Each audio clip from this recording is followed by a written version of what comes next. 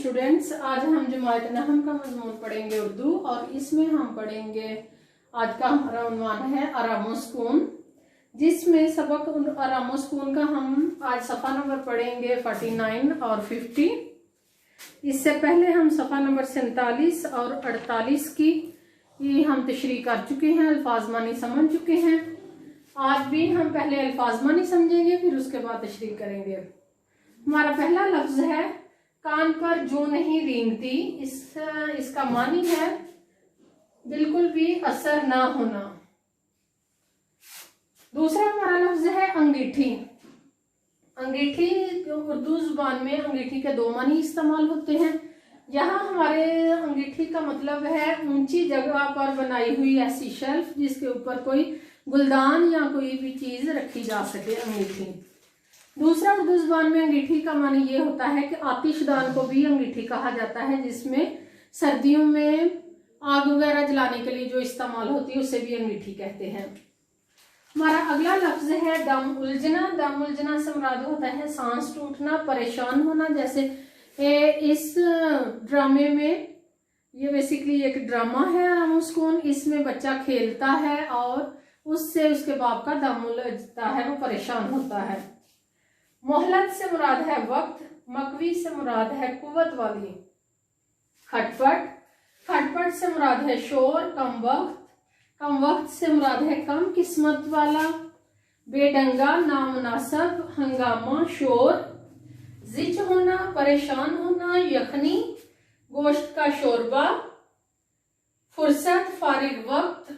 रेठे। रेठे एक नबाताती फल है, रेठे का एक दरख्त है जिस पर बेर की तरह के सब्ज रंग के रेठे होते हैं और उन्हें मुख्तलिफ फल, ये खाने में इस्तेमाल नहीं होता, ये बाकी जैसे जड़ी बूटियां इस्तेमाल होती हैं। पहले वक्तों में इसे साबुन के तौर पर इस्तेमाल किया जाता था, या बालों के लिए बनाई जाने वाली जो नबाताती अद्वियात हैं उनमें रेठे इस्तेमाल होते हैं। सर खो जाने की फुर्सत ना होना, वक्त की कमी यानी बहुत ज्यादा मसरूफियत होना, बिल्कुल भी वक्त ना होना। सफा नंबर 49 की हम तशरीह करेंगे। कल हम पढ़ चुके हैं कि इसमें मियाँ बीमार हैं ड्रामे में। बीवी जो है वो उसकी डॉक्टर की हिदायत के मुताबिक उसकी तीमारदारी करना चाहती है, लेकिन उसको ये एहसास नहीं कि अगर उससे शोरगुल से बचाना है तो मैं खुद भी खामोश रहूं।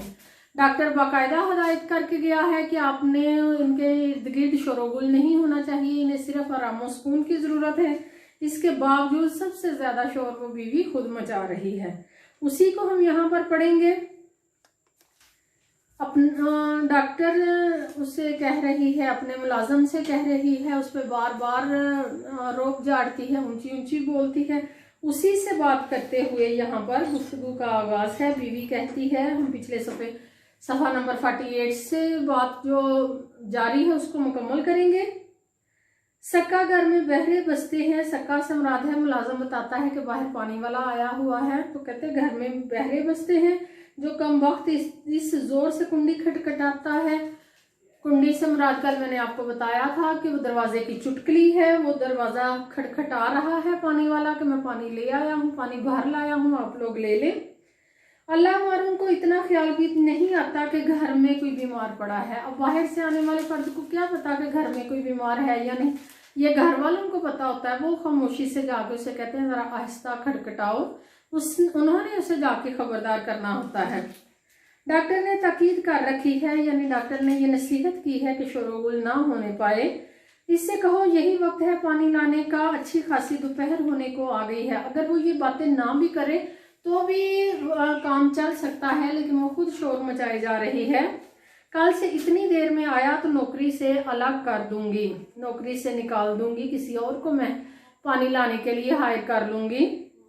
मैं नामुराद को 20 मरतबा कह चुकी हूँ सुबह सवेरे हो जाया करे, कान पर जूं नहीं रेंगती। यहाँ पर यह मुहावरा आया कान पर जूं नहीं रेंगती कि इसको जरा बराबर भी असर नहीं होता, इसे मैं बार बार कह चुकी हूँ। मियाँ आगे से उसके इस हंगामे से, इस शोर से तंग आकर कहते हैं, अरे भाई अब बख्शो इसे, अब इसे बख्श दो, अब छोड़ दो इसकी जान, अब शोर मचाना छोड़ दो, अब खामोश हो जाओ। बीवी कहती बख्शूं कैसे, अब वो खामोश होने को तैयार नहीं है। आराम सुकून कैसे घर में आएगा, बख्शूं कैसे, जरा तरा दे। ये तरा जो है ना, यहाँ पर तरा का लफ्ज इस्तेमाल हुआ है दूसरे को इज्जत देना, दूसरे को मोहलत देना, दूसरे का लिहाज करना। कहते कि जरा तरा दो जी, कहते बख्शूं कैसे, जरा तरा दो, तो ये लोग सर पर सवार हो जाते हैं। सर पर सवार होना भी मुहावरा है, इससे मुराद है कि अपनी मनमानी करते हैं, अपनी मनाते हैं, वो दूसरे की नहीं सुनते। मियाँ हूँ कह के सिर्फ कराहते हैं और हूँ करके ही इक्तफा करते हैं, उसकी बातों का मजीद जवाब नहीं देते, उनकी तबीयत खराब है। बीवी क्यों ज्यादा दर्द महसूस हो रहा है, वो खामोश होने को तैयार नहीं, वो अपने खामन से पूछती है क्यों ज्यादा दर्द महसूस हो रहा है। मियाँ कहते हूँ। बीवी लल्लू से कहूँ आकर दबा दे, पहले भी उससे पूछ चुकी है आपकी टांगे दबा दूं, उसने कहा दबा दे, दबाने की बजाय शोर मचाई जा रही है। अब भी खुद टांगे दबाने की बजाय मुलाजम के बारे में कह रही है कि मुझसे कहूँ कि आकर टांगे दबा दे। मियाँ कहता है हूँ कि हाँ ठीक है। बीवी कहती ये देखो यहाँ अंगीठी पर रखी है, आप बताइए, आपसे आप आ गई यहाँ, वहां घंटी की बात हो रही थी कि अगर आपको जरूरत पड़े मैं यहाँ से चली जाऊं तो आप घंटी बजा दीजिएगा। वो घंटी ढूंढते शोर मचाती है, घंटी कहीं नहीं मिलती। अब वो कहती है कि ये लो घंटी मिल गई, ये देखो यहाँ अंगीठी पर रखी है, आप बताइए, आपसे आप आ गई यहाँ, इसे कोई तो लाने वाला है, वो बेजान चीज है, वो खुद उसके पाँव नहीं है कि वो खुद चल के आ जाए। पाँव थे इसके, सवाल पूछती है कि इसके पाँव थे, ये खुद इधर आ गई। ये सब हरकतें इस लल्लू की हैं, इस मुलाजम पे सारा जो है ना वो और डालती है बात को। कहती है कि ये सारी इसकी हरकतें हैं, कम वक्त ने कसम खा रखी है कभी कोई चीज ठिकाने पर ना रहने देगा। मुसलसल बोलती जा रही है, अल्लाह जाने ये नामुराद मेरी चीजों को हाथ लगाता क्यों है लल्लू। अरे लल्लू एक वक्त में भी, एक लम्हे के लिए भी खामोश नहीं है। मियाँ कहते हैं अरे भाई क्यों नाहक गुल मचा रही हो। नाहक से मुराद है बिला वजह, जिसकी जरूरत भी नहीं है, तुम इतनी जिस बात की नहीं भी जरूरत तुम वो बातें भी किए जा रही हो। गुल का से मुराद है शोर। कहते क्यों नाहक गुल मचा रही हो, अगर तुम यहाँ खड़े होकर घंटी के मुतालिक तकरीर ना भी करोगी तो भी काम चल सकता है। घंटी रात मैंने खुद मेज पर से उठाकर अंगीठी पर रख दी थी, कि मैंने ही रखी थी, मेज पर पड़ी थी, यहाँ से उठाकर सिर्फ अंगीठी पर रखी थी, तुम इस पर पूरी तकरीर झाड़ चुकी हो। फिर वो कराहता है, बीवी तुमने ए है वो क्यों। मियाँ कहते हैं नन्ना बार बार बजाए जा रहा था, अपने बेटे के बारे में कह रहा है कि हमारा जो बेटा था वो मेरे पास आके बार बार बजाए जा रहा था, मेरा दम उलझने लगा, मैं उससे परेशान होने लगा। तो छोटा बच्चा है, अंगीठी तक इसका हाथ नहीं पहुंचता, इस वजह से मैंने उठाकर अंगीठी पर रख दी थी। लल्लू मुलाजम जो है वो आता है, आकर कहते हैं मुझे बुलाया बीवी जी, उसे आवाजें जो ऊंची ऊंची दे रही थी वो आया, आप कहते हैं मुझे बुलाया। बीवी अब उस पर गुस्सा निकालती है, कहती कम वक्त इतनी देर से आवाजें दे रही हूँ, कहाँ मर गया था।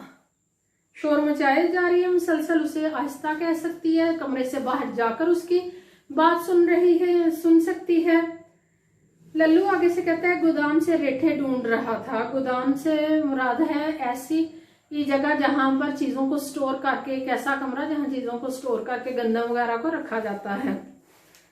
बीवी कहती है सुबह सवेरे कहा था कम वक्त, तुझे अब तक रेठे मिल नहीं चुके, तुम्हें तो मैंने सुबह का ये काम दिया हुआ था रेठे कूटने का, तो तुम्हें अभी तक रेठे नहीं मिले।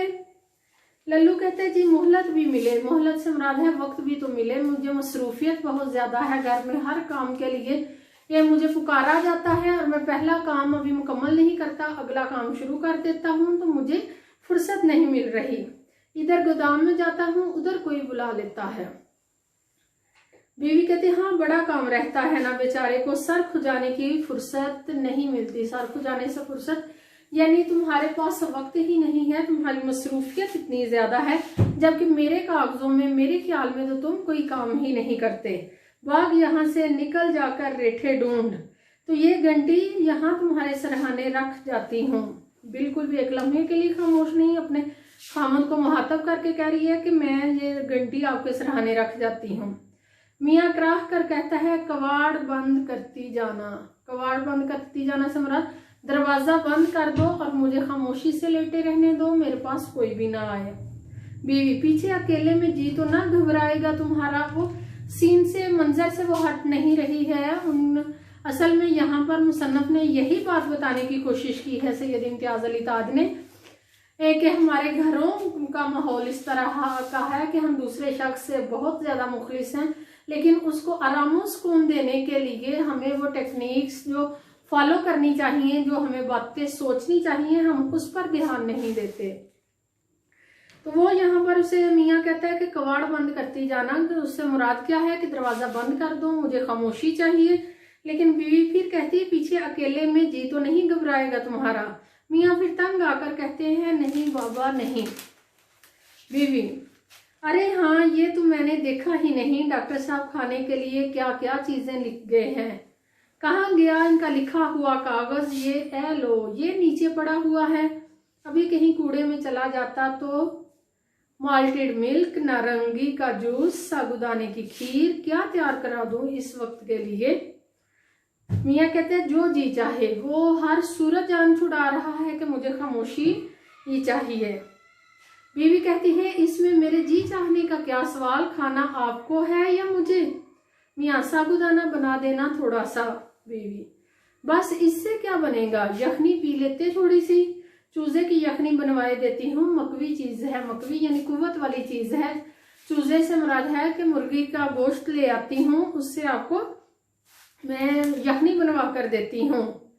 मियाँ कहते हैं बनवा दो। उसके मियाँ के देखे बिल्कुल छोटे छोटे मुकालमे हैं, वो बात को ख़त्म करता है, उसे कमरे से भेजना जा रहा है।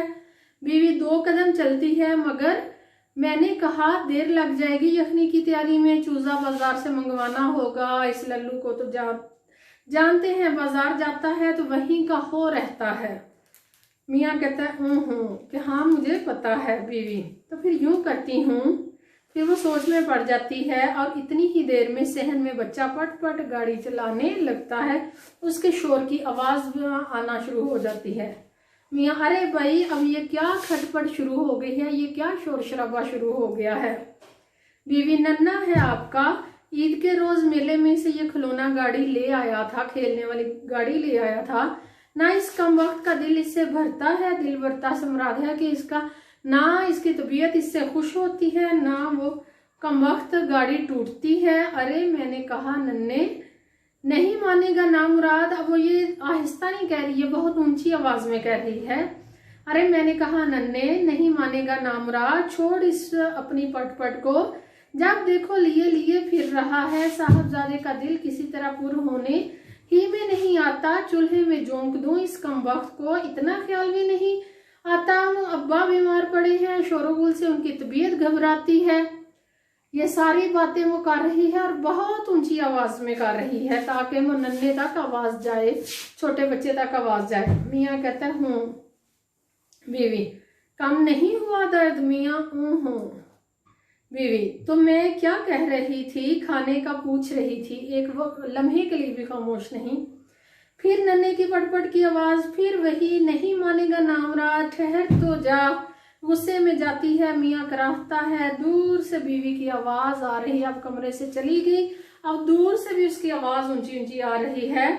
छोड़ अपनी ये पटपट, बच्चा रोने लगता है। चुप नामराज, इतना ख्याल नहीं, अब्बा बीमार पड़े हैं, डॉक्टर ने कहा है शोरगुल ना हो, इन्हें तकलीफ होगी। चुप, खबरदार जो आवाज निकाली गला घूम डालूंगी। बच्चा रोना बंद करने की नाकाम कोशिश करता है। कम वक्त का जो खेल है ऐसा ही बेढंगा है, चल उधर, नहीं चुप होगा तो खींचती हुई ले जाती है। मियाँ इस हंगामे से जिच होकर, जिच से मुराद है कि इंतहाई परेशान होकर कराहे जा रहा है।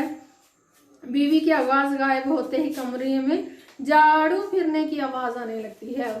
मियाँ ने खुद बहुत कोशिश की, ये किसी तरह मुझे कमरे में खामोशी चाहिए, बार बार बीवी को कहता है कि कमरे से चली जाओ चली जाओ। जब वो चली जाती है उसके बाद वो सुकून की सांस लेता है कि मुझे खामोशी मिलेगी। लेकिन वहां पर क्या होता है कि मुलाजिम कमरे में झाड़ू फेरने के लिए आ जाता है।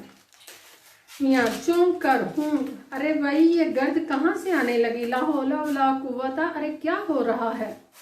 मुलाजम जिसको ऑर्डर मिला था सफाई का वो कहता है झाड़ू दे रहा हूँ मियाँ। अब मियाँ की बीवी से तो वो आराम से हूँ हाँ कर रहा है, लेकिन मुलाजम को वो भी बड़े गुस्से से बोलता है और कहता है कम वक्त दफा हो यहाँ से। मुलाजम बीबी जी को आवाजें में इसलिए देता है कि बीबी जी इस मामले में सख्त हैं कि फौरन जाकर कमरे की सफाई करके आओ। मियाँ बोलते हैं, कहते हैं बीबी जी का बच्चा निकल यहाँ से, कह दे इनसे। मुलाजम जाता है, कबाड़ बंद करके जा। मियाँ कराह कर चुप हो जाता है। टेलीफोन की घंटी बजती है और बजती रहती है। अरे भाई कहाँ गई। अब वो अपनी बीवी को आवाज देता है, अरे कोई टेलीफोन सुनने तो आओ, ला हौला वला कुव्वता। वो खुद उठता है, हेलो मैं अशफाक बोल रहा हूँ। बेगम अशफाक किसी काम में मसरूफ है, इस वक्त कमरे में नहीं है जी। यहाँ कोई ऐसा नहीं है जो इन्हें बुला लाए, मैं अलील हूँ। क्या फरमाया आपने।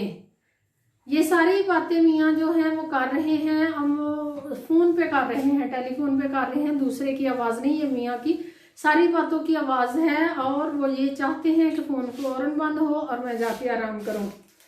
कमरे से बाहर नहीं जा सकता, जोर से फोन बंद करता है। बद तहजीब गुस्ताख कहीं की हूँ। उससे तंग आ गया है, उसे हर सूरत कह रहा है कि मैं किसी को बुला नहीं सकता, मैं कमरे में ही हूँ। लेकिन वो आगे से जो भी उसने कहा मियाँ उस पर नाराज हो गए हैं। बीवी इतनी देर में पहुंच जाती है। वो कहती है मुझे बुलाया था, हे तुम उठे क्यों। मियाँ इतनी आवाजें दी कोई सुने भी। बीवी तोबा तोबा, लेटो लेटो, मैं जरा गोदाम में चली गई थी, लल्लू को रेठे निकाल कर दे रही थी, बुलाया क्यों था। इतनी देर में हमसाये के यहाँ गाना शुरू होता है। मियाँ फोन था तुम्हारा। बीवी किसने किया था। मियाँ होगा कोई, अब मुझे क्या पता। बीवी जब उठे ही खड़े हुए थे, नाम पूछ लेना कोई गुनाह था। मियाँ कहते हैं मैंने कह दिया था, फिर कर लें फोन। बीवी मुफ्त की उलझन में डाल दिया, अल्लाह जाने कौन थी और क्या चाहती थी। मियाँ अरे भाई कोई ऐसा जरूरी काम नहीं था, वरना मुझे पैगाम ना दे देती। तुम खुदा के लिए इन हमसाये के साहबजादे का हारमोनियम और गाना बंद कराओ, मेरा सर फटा जा रहा है। बीवी कहती है अब इसे क्यों कर रोक दूं मैं, कि ये मुझसे कैसे रुकेगा, मैं कैसे उसे जाकर रोकूं। मियाँ कहते हैं बाबा एक दफा लिखकर भेज दो, मैं बीमार हूँ, डॉक्टर ने कहा है मेरे लिए आराम सुकून की जरूरत है। एक रोज इन साहबजादे ने नगमा सराई ना फरमाई तो दुनिया किसी बहुत बड़ी नेमत से महरूम ना हो जाए।